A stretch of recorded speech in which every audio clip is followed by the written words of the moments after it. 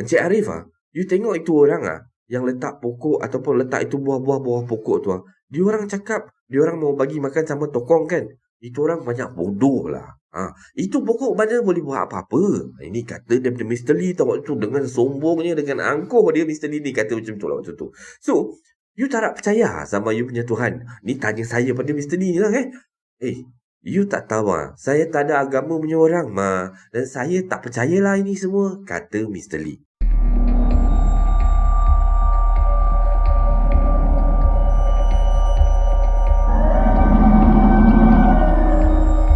Assalamualaikum warahmatullahi wabarakatuh dan salam sejahtera kepada anda semua. Selamat datang ke channel Kisah Seram Malaysia. Jadinya diharapkan anda semua pada hari ini sihat-sihat belaka lah hendaknya, insya-Allah. Baiklah, disclaimer sikit Semua kisah-kisah yang saya akan ceritakan kat sini pada hari ini anggaplah sebagai satu hiburan sahaja. Jadinya jangan terlampau taksub ataupun terikut-ikut. Baiklah, sebelum kita bermula, marilah kita sama-sama berdoa kepada Allah Subhanahu Wa Taala. Semoga Allah panjangkan umur, murahkan rezeki, berikan kesihatan yang baik dan pemudahkan segala urusan kita di dunia dan di akhirat. Dan semoga Allah memberikan syurga buat emak dan ayah kita. Amin amin ya rabbal alamin. Jadinya kali ini KSM nak bawakan anda semua kisah berkenaan dengan TNB. Dia ni penjaga pencawang TNB. Macam itulah lebih kurang kisah dia. Baiklah, kita terus ke video yang pertama dengan lafaz Bismillahirrahmanirrahim. Mari kita mulakan.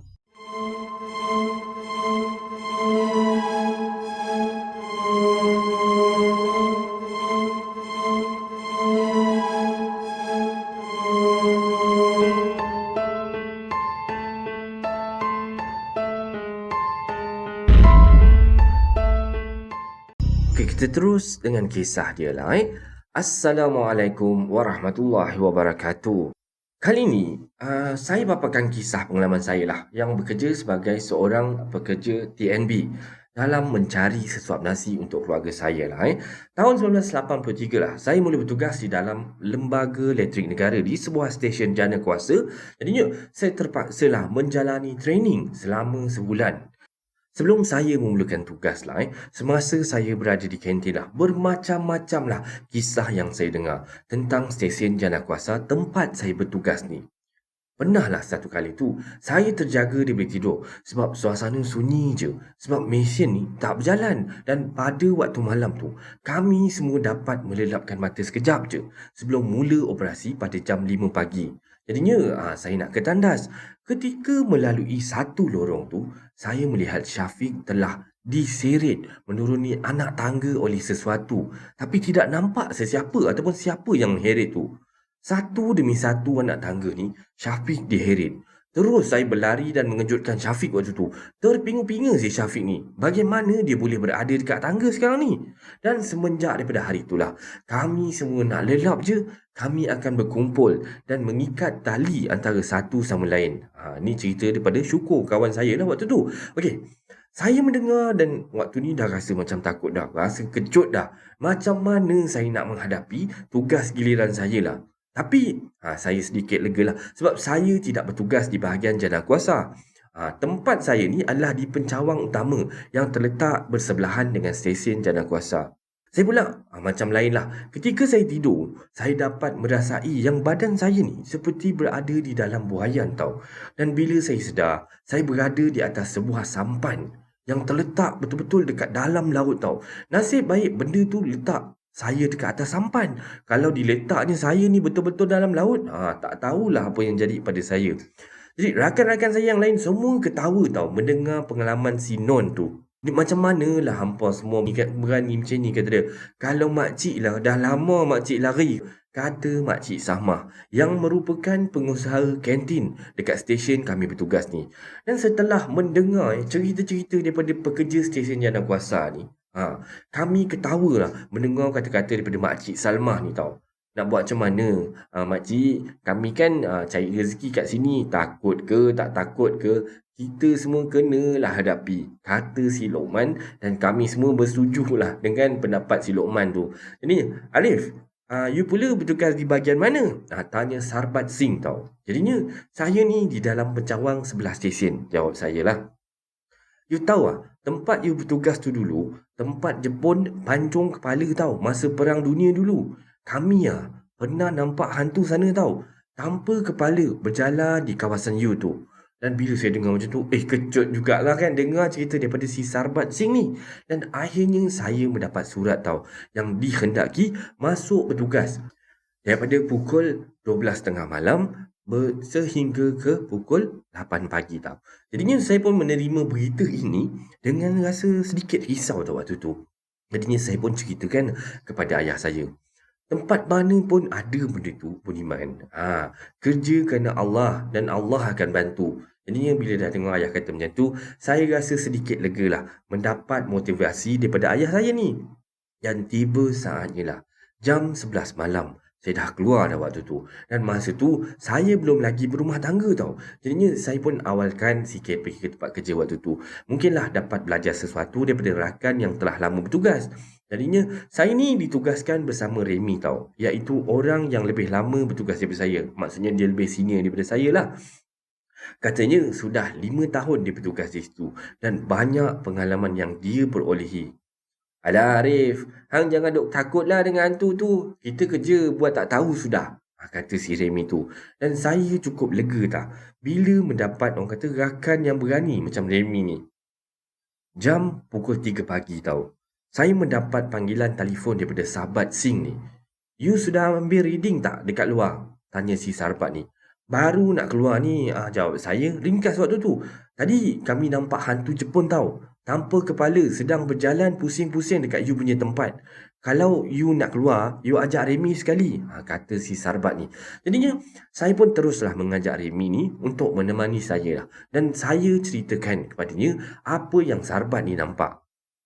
Tak payahlah Arif. Jam dah 3.30 pagi ni. Esok pagi je lah kita pergi ambil reading kan? Jawab si Remy waktu tu. Jadi waktu ni saya ni macam sedikit hairan tau. Kalau jam 3.30 pagi dan kalau dinamakan tugas, perlu juga di jalan ataupun dilaksanakan tugas tu kan? Betul tak? Jadi memandangkan yang saya ni masih baru lagi, maka saya pun menuruti je apa yang Remy arahkan. Dan saya pun sebenarnya lega jugalah daripada bertembung dengan hantu ke apa benda kan, lagilah masalah kan. Dan akhirnya selesai jugalah giliran pertama saya ni. Dan masuk giliran kedua lah. Seperti biasa jam pukul 11 malam. Saya sudah masuk bertugas. Saya pun melihat Remy telah pun baring terlebih dahulu. Jadinya saya pun biarkan aja. Kami bersepakat bertugas seorang 3 jam. Maksudnya rotate lah. Siapa yang datang awal, dia akan baring terlebih dahulu. Dan Remy telah datang lebih awal daripada saya dan dia baring dululah. Jadinya, saya akan kejut Remy pada jam 3 pagi. Dan saya pula akan sambung. Saya pula akan tukar, saya akan baring, Remy pula akan bertugas lah. Jadinya, saya waktu tu membuat tugasan seperti biasalah.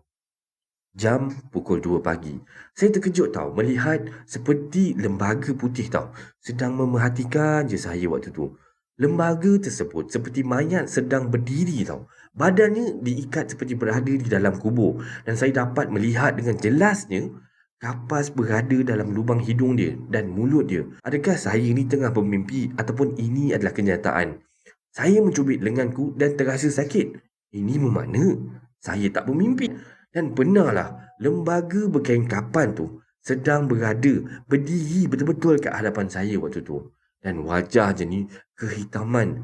Tiba-tiba benda tu berjalan ke belakang tempat Remy baring tau. Dengan cepat-cepat saya bangun untuk memastikan adakah dia ni berada di belakang panel tempat kami mengambil bacaan. Namun tak ada. Dan bila saya ke depan saya terkejut sekali lagi. Lembaga berkain kapan berada di hadapan saya. Dia memandang tepat ke muka saya. Saya dengan cepat terus mengejutkan Remy. Remy. Bangun Remy. Bangun Remy. Aku nampak ada mayat berdiri tadi kat depan ni. Kata saya pada Remy ni. Cepat-cepatlah Remy ni berkata. Han jangan ceritalah tengah-tengah malam macam ni. Han tengok ni. Bulu roma aku pun dah terpacak ni. Kata si Remy dan meneruskan tidur dia. Dan jam pukul 3 pagi, saya pun kejutkan Remy untuk sambung. Remy sambung tugas lah. Manakala giliran saya pula, sekarang ni giliran saya untuk baring lah. Namun Remy waktu tu tidak mahu bangun dan meneruskan tidurnya. Dan waktu ni saya dah terlalu mengantuk dan akhirnya saya terlelap di atas bangku panjang. Dan saya sendiri tidak sedarlah jam berapa si Remy dibangun. Dan selepas subuh, Remy datang kepada saya. Satu hari aku akan tangkap tau mayat yang hang cerita semalam tu. Dia jangan buat main dengan aku. Kata si Remy lah. Jadinya saya pun menjuihkan mulut saya ni bila mendengar kata si Remy tu. Bermulalah daripada saat itu, tahulah saya yang Remy seorang yang penakut dan dia sengaja menunjukkan keberaniannya kepada rakan-rakan yang baru. Itulah pengalaman saya sewaktu bertugas di salah sebuah stesen jana elektrik dan akhirnya kami mendapat berita stesen jana elektrik ni akan ditutup dan saya dan rakan-rakan telah dipindahkan ke bahagian daerah negeri Pulau Pinang dan tugasan kami tidak lagi dalam Pecawang waktu tu. Kami terpaksa bertugas di luar kawasan dan kami mendapat arahan daripada pengurus daerah untuk meninjau keadaan penggunaan. Kami akan bertugas di pencawang elektrik selama 24 jam. Jadi saya telah dipilih untuk membuat tinjauan lah di sebuah pencawang elektrik di Tanjung Bugah. Ia sebuah bangunan yang terbengkalai akibat ekonomi yang jatuh ketika itu dan pencawang elektrik telah berada ataupun telah dibina dekat situ manakala lot kedai belum lagi siap sepenuhnya. Waktu siangnya saya ke situlah untuk membuat tinjauan sebelum memulakan tugas pada tengah malam dan waktu siangnya tidak menggerutkan lah dan bangunan tersebut ni dikelilingi dengan hutan rimba. Saya ke tingkat atas, terdapat sebuah kolam renang yang tiada air di dalamnya. Kolamnya baru 50% siap macam itulah. Jadi saya pun telah mendapat sedikit gambaran sebelum memulakan tugas pada malam hari. Jam 11 malam. Saya keluar menuju ke tempat yang saya kena standby tu. Saya pun memilih jalan dekat. Berbanding jalan yang jauh iaitu melalui laut. Dan keadaan jalan memang terlalu sunyi tau. Kereta jarang melalui jalan tersebut. Dari jauh cahaya lampu motosikal saya ni telah menyuluh sesusuk tubuh seorang wanita memakai telekung dan sedang menggendong bayi di dalamnya. Barulah saya ingat jalan yang saya lalui ini merupakan tempat seorang wanita dibunuh dan mayatnya ditanam di dalam beluka di kawasan itu.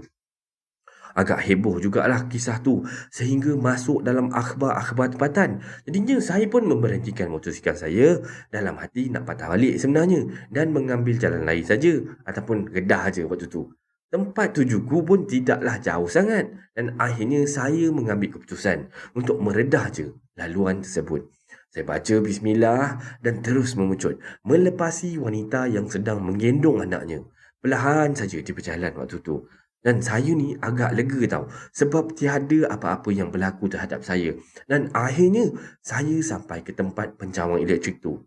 Terlalu gelap tau dekat situ. Saya terus menggunakan lampu sulur memasuki lorong-lorong bangunan.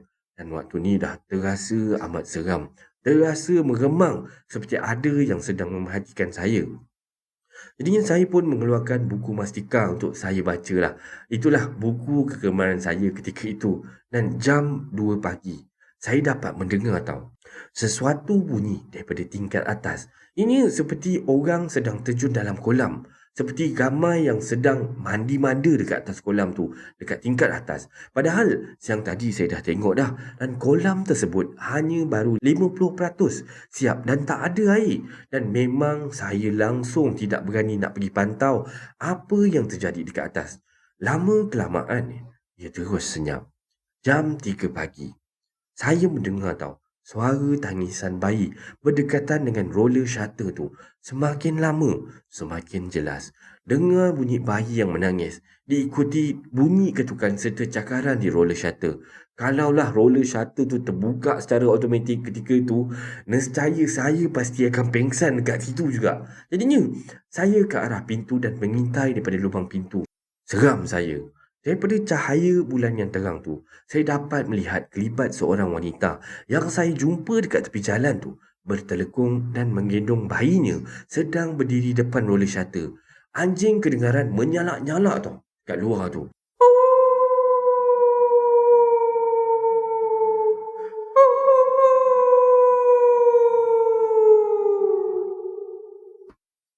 Bunyi salakan anjing ni diikuti bunyi ketukan di roller shutter tu.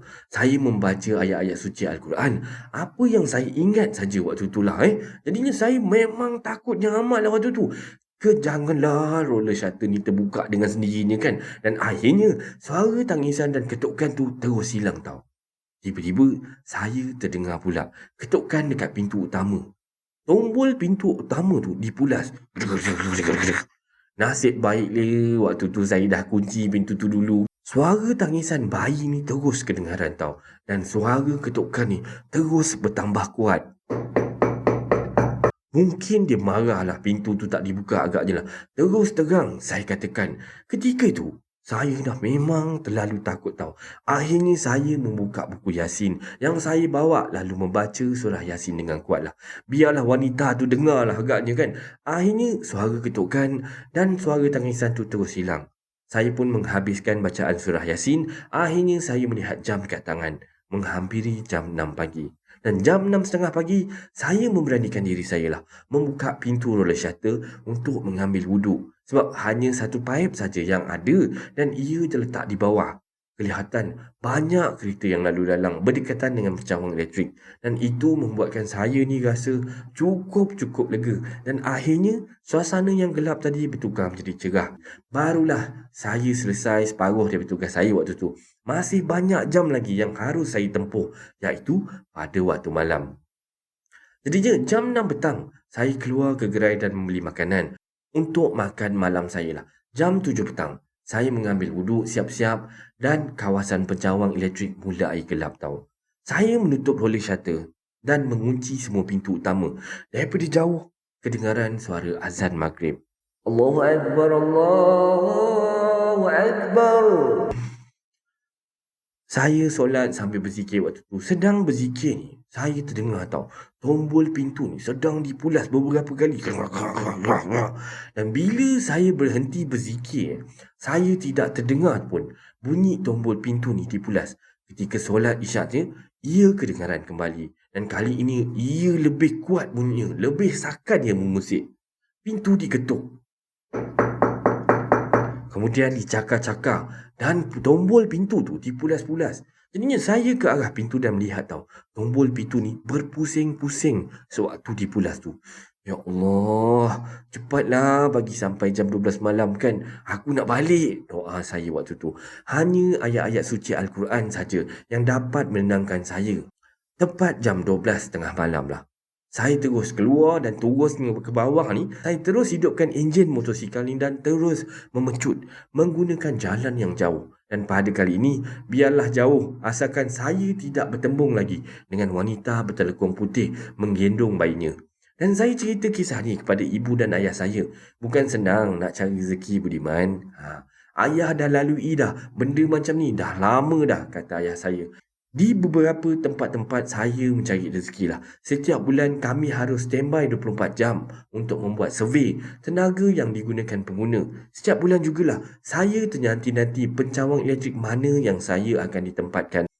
Okay Arif, I want you to standby at PEB, kata pomen saya lah. Jadinya saya pun dah bayangkan lah yang pencawang elektrik tu terletak bersebelahan dengan kubur.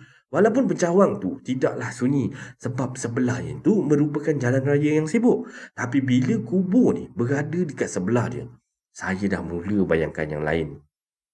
Jam 11 malam seperti selalu. Dan saya keluar menuju ke pencawang B ni.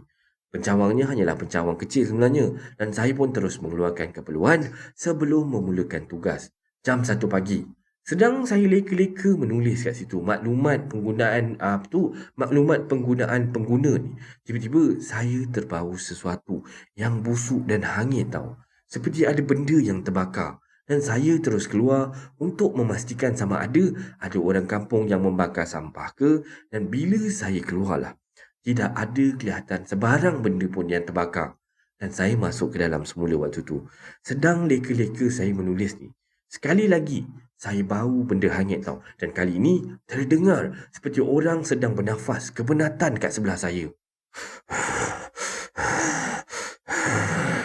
bunyi suara bernafas dekat belakang saya ni.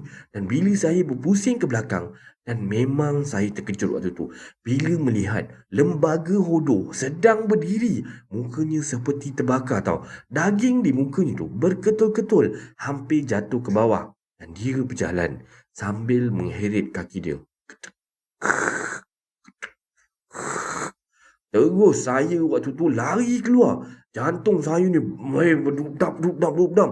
Dan setelah lama saya berada kat luar ni, saya masuk semula ke dalam tau. Lalu saya telefon pomen saya. Dan saya katakan yang saya pun telah diganggu waktu tu. Dan akhirnya pomen saya telah menghantar seorang pekerja untuk menemani saya. Dan pekerja ni memperkenalkan dirinya sebagai Chandran lah. Tadi pomen call saya, minta saya tolong sama you. Kata si Chandran lah. Dia tak cakap sebab apa lah. You tahu tak kenapa dia suruh aku teman sama you? Tanya Chandran waktu tu. Jadi saya terdiam tau. Kalau saya berterus terang, nescaya Chandran ni akan cabut lagi, of course kan. Jadi jam 4 pagi. Chandran pergi ke tandas tau waktu tu, yang terletak di dalam pencawang. Jadi saya waktu ni dah rasa tak sedap hati. Agak lamalah saya menantikan si Chandran ni, tetapi si Chandran ni masih tak keluar-keluar tau. Teruslah saya masuk ke dalam dan terkejut sangat bila melihat si Chandran ni tertiarap dan pengsan di dalam tandas. Dan saya terus telefon pomen waktu tu, dan pomen dan beberapa pekerja yang lain ni datanglah. Akhirnya Chandran tersedar dan badan dia ni menggigil-gigil waktu tu. Bos, aku tak mau lagi sudah kerja sini. Tempat ini haunted. Kata Chandran waktu tu. Dan pomen suruh Chandran waktu tu, relax. Tenangkan diri. Dan minta Chandran ni cerita apa yang terjadi. Dan aku nak pergi buang air besar tadi. Aku pun masuk dalam toilet. Tiba-tiba aku terdengar suara seperti orang bernafas tau. Banyak kuat. Aku panggil Arif. Aku ingat hang masuk dalam, tapi tak ada jawab. Aku bau banyak busuk tau. Bila aku buka pintu, aku terkejut bila nampak orang wuduk. Daging dia penuh muka dia dan darah-darah. Dan lepas tu, aku tak ingat apa dah. Dan akhirnya pomen ni membuat keputusan lah, membatalkan standby kami di pencawang B tu. Waktu ni saya rasa cukup lega lah. Dan saya pulang ke rumah membawa 1000 kisah seram waktu tu. Agak lama jugalah saya tidak diganggu bila diarahkan standby. Dan sedikit sebanyak saya telah melupakan kejadian sebelum ni. Bagi saya, itulah asam garam dalam mencari rezeki. Dan satu hari tu, saya pula telah diarahkan standby di satu pencawang masuk utama. Dan ia merupakan bekas gereja lama tau. Dan pertama sekali, bila saya masuk ke dalam kawasan tu, saya disambut dengan pengawal keselamatan lah. Dan dia terus membuat aduan, kata dia, yang semalam dia telah dicakar sesuatu di belakang. Terus ditunjukkan badannya yang telah dicakar tu. Nampak berbekas jugalah belakang dia tu kan. Dan katanya lagi lah, ketika dia sedang duduk di atas bangku tu, dan tiba-tiba kakinya diangkat dan dipusingnya ke kiri dan ke kanan. Terus dia lari keluar dan tidak masuk lagi ke dalam. Belum lagi saya masuk ke dalam ni, saya pun dah mendapat cerita yang menakut-nakutkan ni kan. Tapi terpaksa lah, because of kerja kan, saya pun terpaksa gagahi juga masuk ke dalam dan membuka lampu. Syukurlah sepanjang saya berada kat dalam tu tak ada gangguan berlaku tau. Tiba-tiba terasa nak buang air kecil. Dan inilah yang tak sedap sikit. Sebab tandas berada jauh di belakang dan saya harus menempuh laluan mesin-mesin yang besar. Waktu ni dah tak tahan sangat tau. Jadi saya pun terus ke belakang. Arif, pergi mana tu? Dan tiba-tiba saya terdengar ada satu suara orang tegur saya. Takkanlah pengawal keselamatan yang menegur kan? Jadinya saya pun tidak mempedulikan teguran tu lah. Arif? Tiba-tiba terdengar suara ketawa. Saya pun menuruni anak tangga ke toilet ni. Dan bila selesai buang air kecil ni, saya basuh tangan. Tiba-tiba saya melihat seorang lelaki berpakaian kot hitam sedang berdiri dekat depan pintu. Dan apa lagi, saya terus cabut lari dan memanggil pengawal keselamatan masuk ke dalam menemani saya. Nasib baiklah pengawal keselamatan tersebut suka berbual dan waktu malam tu kami cuba melupakan apa yang telah berlaku. Walaupun sekali-sekala kami menoleh juga ke belakang seolah-olahnya ada sesuatu. Syukurlah malam tu tiada gangguan di bilik tempat saya menulis sehinggalah ke siang harinya. Dan itulah sebahagian daripada pengalaman saya, kata dia. Okey, dan ini adalah kisah seram berkenaan dengan TMB. Yang pertama, semoga anda terhibur. Kita sambung dengan kisah seram sepanjang dia bekerja dekat TMB. Nombor 2.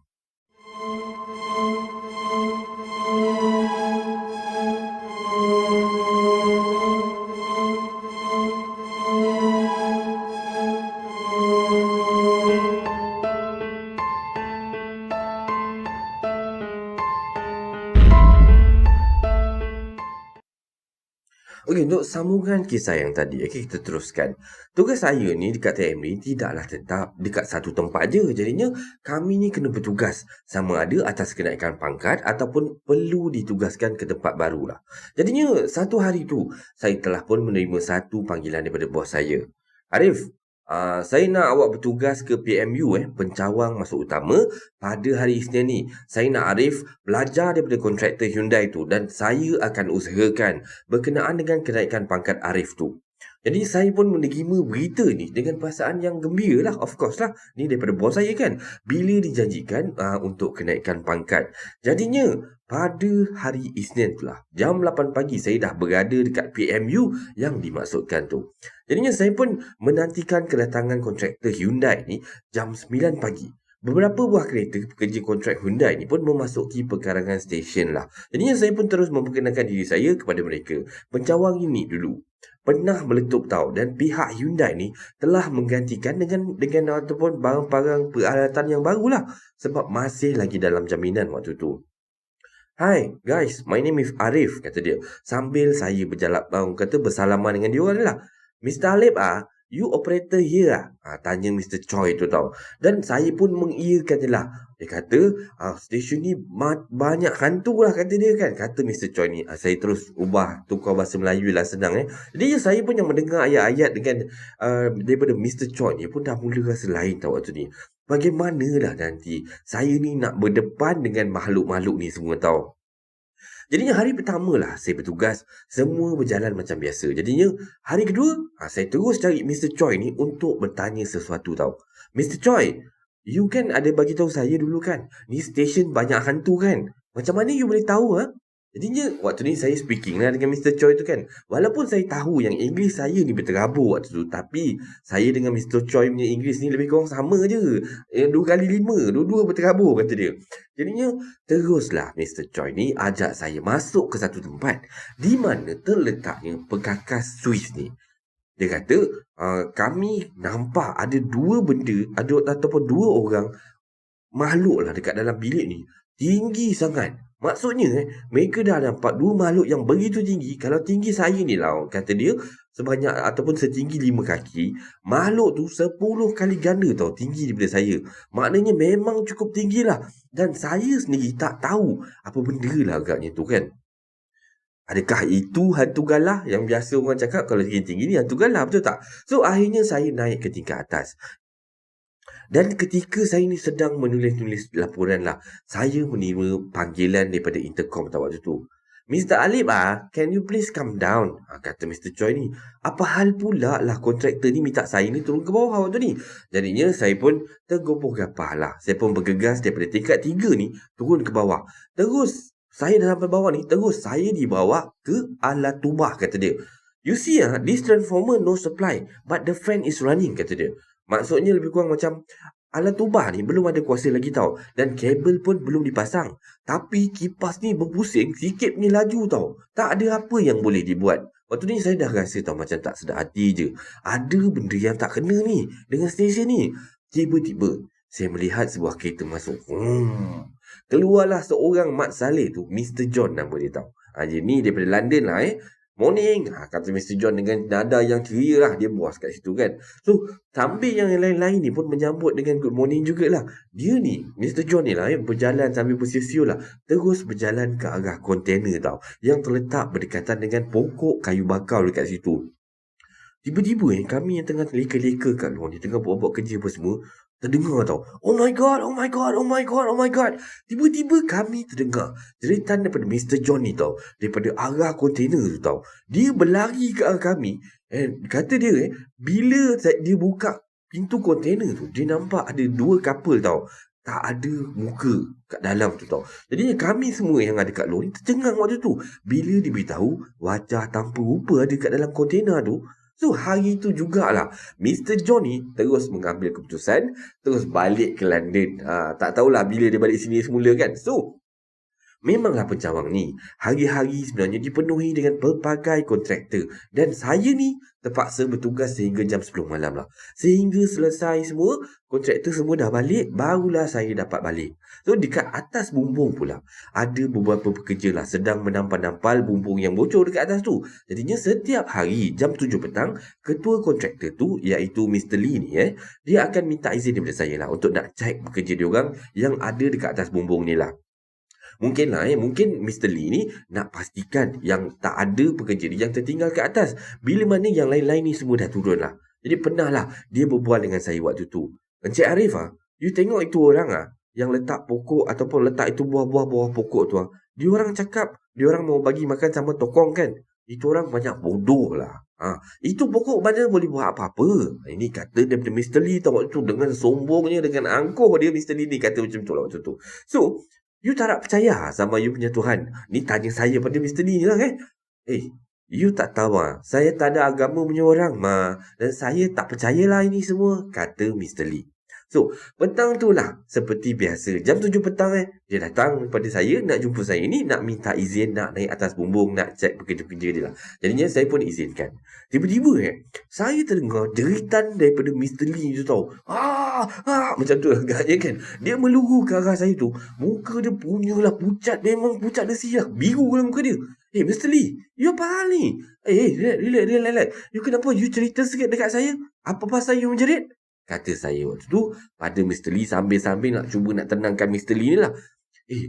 Selepas you kasih saya naik atas saya pun terus naik lah. Bila saya buka pintu, saya nampak ada seorang pekerja wanita tau. Sedang buat kerja lah. Jadinya saya pun panggil dia daripada jauh. Amoy, lain. Saya cakap macam tu lah. Suruh dia berhenti kerja sebab kawan-kawan yang lain semua sudah turun kan. Betul. Jadi dia terus buat kerja saja tau. Dia langsung tak ada dengar saya punya cakap. Dan saya terus berjalan pergi ke arah itu Amoy lah. Dan terus suruh dia berhenti. Dan waktu ni Amoy tu still lagi buat tak tahu saja tau. So dalam hati saya ni time sudah panas tau. Apa hal ini perempuan tak nak dengar saya cakap kan. Teruslah saya pergi ke arah dia dan pegang dia tau, tepuk bahu dia. Bila itu Amoy pusing saja belakang, saya banyak terkejut loh. Sebab perempuan tu tak ada muka tau. Kosong saja. Itu pasal saya jerit. Dan itulah yang mendengar, yang saya ni yang dengar cerita Mr. Lee ni pun meremang bulu roma kat situ juga lah. Jadinya saya pasal apa tau? Pasal saya ni terpaksa tunggu hingga jam 10 malam baru saya dapat pulang. Bila dengar cerita macam ni petang-petang macam ni, mananya tak seram kan? Jadinya keesokan harinya saya melihat Mr. Lee ni daripada awal-awal lagi tau, dah letakkan buah-buahan dekat pangkal pokok besar tu lah. Saya pun tegur dia. Wah, Mr. Lee, you ni hari ni sudah letak buah dekat itu pokok Lepas tu Mr. Lee ni senyum dekat saya kan. Mungkinlah dia dah insaf agaknya kan. Jadinya, satu hari tu saya mengalami sakit urat, kata dia. Leher saya ni macam tak dapat berpusing tau. Macam orang kata, sampai saya terpaksa nak pusingkan kepala saya ni. Kalau ada orang panggil, saya terpaksa pusingkan dengan badan-badan sekali lah macam tu. Dan kata orang mungkinlah ni sebab tersilap bantal, kata dia. Jadinya seharian lah saya ni MC, duduk kat rumah je. Jadinya tiba-tiba jam 7 petang macam tu, hujan turun memang lebat gila lah time tu. Tiba-tiba saya mendapat satu panggilan daripada jutera yang meminta saya pergi ke Pencawang, kata dia, sebab ada report yang mengatakan ada kerosakan yang berlaku. Jadinya saya pun cakap dengan kata engineer tu lah. Saya kata saya minta kebenaran. Saya datang boleh datang, tapi lepas hujan ni dah reda lah. Sekarang ni tengah hujan lebat, saya cakap macam tu. Barulah saya pergi sana. Jadinya selepas hujan berhenti ni, saya pun terus pergi ke Pencawang tu lah nak ambil makluman apa benda yang rosak apa semua dan beritahu pada jurutera tadi. Setelah saya mendapat lampu hijau daripada jurutera apa semua, saya pun terus keluar daripada Pencawang tu. Dan waktu ni leher saya yang memang saya cakap dari hari ni memang rasa sakit sangat tu, berdenyut-denyut tau rasa dia time ni. Dan tiba-tiba entah daripada mana sebiji batu sebesar genggaman atau penumbuk saya ni Macam ada orang baling tau. Kena dekat leher saya waktu tu. Terasa kebas terus saya punya leher waktu tu kan. Dan terus saya telefon jurutera waktu tu dan beritahu dekat jurutera apa yang telah jadi dan minta nasihat daripada jurutera ni. Jadinya jurutera ni kata, you balik terus lah. Balik sekarang, balik. Kata macam tu lah. Dia suruh saya balik dengan segera lah. Dan bila saya sampai kat rumah lah, isteri saya yang menyambut saya ni, saya pun cerita pada dia apa yang telah terjadi dekat pencawang tadi. Tapi kan isteri saya jawab macam mana tak waktu tu kan. Dia kata tak, abang perasan tak yang leher abang dah tak sakit lagi sekarang ni kan? Dah boleh bergerak kan? Tegur isteri saya waktu tu. Barulah saya perasan yang leher saya sekarang ni dah tak sakit lagi tau. Mungkinlah sebab batu yang dilontar tadi terkena dekat urat saya yang sakit tu. Tapi itu saya punya sangkaan je lah waktu tu. Hanya Allah yang lebih mengetahui. Jadinya saya pun beritahu pada isteri saya lah. Pada satu hari tu saya minta isteri saya ni masak lebih sikit kata dia. Sebab dekat pencawang tu ada anak-anak anjing tau yang kelaparan. Yang bila saya makannya dia orang sibuk datang menyerbu jadinya. Isteri saya pun bila dah dengar saya minta macam tu, dia pun buatkan bungkusan lah buatkan 2 bungkusan. Satu untuk saya, satu untuk nak sedekahkan pada anak-anak anjing tu lah. Anak-anak anjing ni saya letakkan nama dia orang lah. Satu ekor nama dia Bendy. Satu ekor lagi nama dia Benji. So senang lah saya nak panggil dia orang ni kalau nak bagi dia orang makan kan. Jadinya bila saya sampai lah, saya akan terus panggil nama-nama anjing ni dan terdengarlah salakan daripada dia orang ni berlari-lari kat arah saya. Anak-anak anjing ni membesar dengan begitu cepat lah kat depan saya. Dan satu hari itulah nak dijadikan cerita. Selepas maghrib, saya terdengar tau si Bendy dengan si Benji ni menyalak-nyalak tau. Macam dia menyalakkan sesuatu dekat pokok kayu bakau tu. Jadi pun saya daripada atas tu pun menjenguk lah, tengok. Dan nampak Benji dengan Bendy saja waktu tu. Dan waktu ni saya turun ke bawah terus, membawa bungkusan nasi ni untuk diorang lah. Benji, mari makan. Saya panggil diorang lah. Teruslah kedua-dua ekor anjing ni pun datang kepada saya dan makan nasi yang saya bagi tu.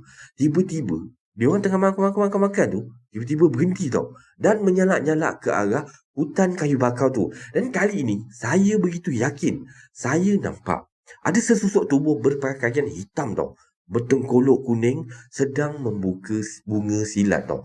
Betul-betul dekat hujung pagar tu, berdekatan dengan hutan kayu bakau macam tu. Jadinya saya ni sendiri dapat rasai tangan saya ni macam mengikut gerak tari ataupun gerak silat daripada pendekar tu tau, daripada lelaki tu lah. Jadinya saya nampak lelaki tu tiba-tiba berlari dan terus langgar saya waktu tu. Dan bila saya buka mata je, saya dapati yang sekarang ni saya dah ada kat dalam bilik saya.